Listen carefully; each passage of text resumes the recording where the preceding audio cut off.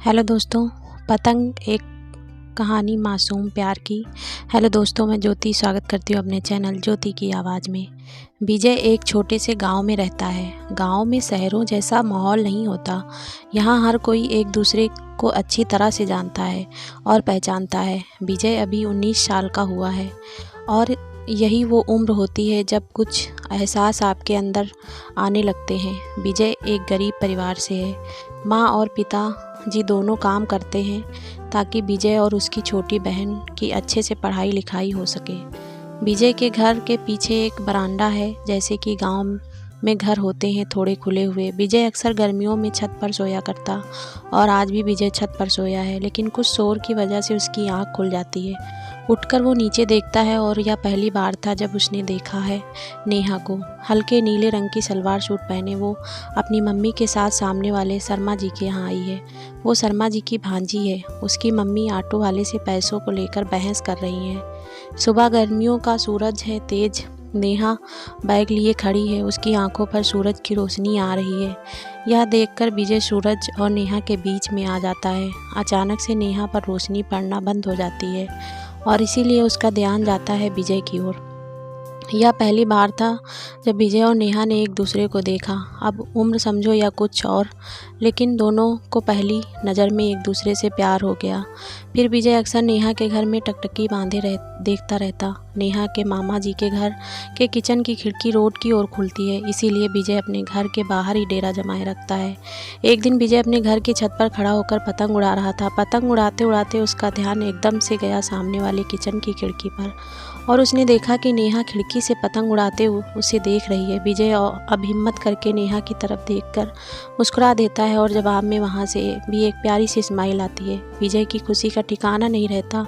नेहा एक दिन विजय की छोटी बहन से बात कर रही होती है। हिम्मत करके विजय भी उससे बात कर ही लेता है। विजय को पता चलता है कि नेहा पतंग उड़ाना सीखना चाहती है। विजय उसे सिखाने को बोलता है, लेकिन वो मना करती है क्योंकि उसकी मम्मी उसे किसी भी लड़के से बात करने भी नहीं देती। पतंग उड़ाना तो बहुत दूर की बात है। विजय उससे बोलता है कि वो उसके घर के पीछे बरामदे से उसे सिखा देगा, साथ ही वहाँ विजय की बहन भी होगी। नेहा थोड़ा मानने पर मान जाती है। आखिर वो भी विजय के साथ समय बिताना चाहती है। नेहा की मम्मी जब उसकी मम्मी के साथ किसी रिश्तेदार से मिलने जाती है, तब नेहा विजय के बरामदे में जाती है, लेकिन उन्हें नहीं पता था कि अनजाने में वो बड़ी मुसीबत में फंसने वाले हैं। पतंग उड़ाते समय नेहा के पैर में मोच आ जाती है और चल भी नहीं पाती। नेहा वहीं बैठ जाती है। उसकी आंखों से आंसू निकलने लगते हैं। विजय उसे दर्द में देखकर उसे गोद में उठा लेता है और कमरे में बिस्तर की ओर ले जाता है, लेकिन उसी समय उसके घर में नेहा की मम्मी आ जाती है और विजय और नेहा को देखकर उसके गुस्से का कोई ठिकाना नहीं रहता है।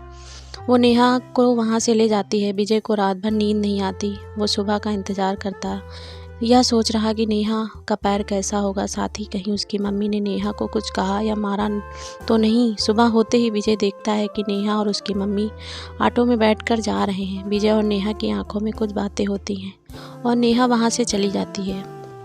अब विजय को नेहा का इंतज़ार रहता है। उसका दिल कहता है कि नेहा फिर आएगी। इंतज़ार में करीब 1 साल बीत जाता है और साल भर के बाद फिर उससे सामने वाले किचन में नेहा दिखाई देती है और उसे खुशी होती है, लेकिन उसकी खुशी कुछ ही मिनट की होती है, क्योंकि इस बार नेहा की मांग भरी है और उसके साथ उसका पति भी है। उसकी मम्मी ने उसकी शादी करवा दी है। तो दोस्तों, कैसी लगी आप सबको ये छोटी सी प्रेम कहानी? अगर अच्छी लगी हो तो प्लीज़ वीडियो को लाइक करना और शेयर करना अपने दोस्तों के साथ, और साथ ही ऐसे ही वीडियो के लिए हमारे चैनल को सब्सक्राइब कर लीजिएगा। आप सभी का बहुत बहुत धन्यवाद दोस्तों। ऐसे ही प्यार और सपोर्ट अपना बनाए रखिएगा और हम आपके सामने ऐसे ही अच्छी अच्छी कहानियाँ पेश करते रहेंगे। एक बार फिर से आप सभी का बहुत बहुत धन्यवाद दोस्तों।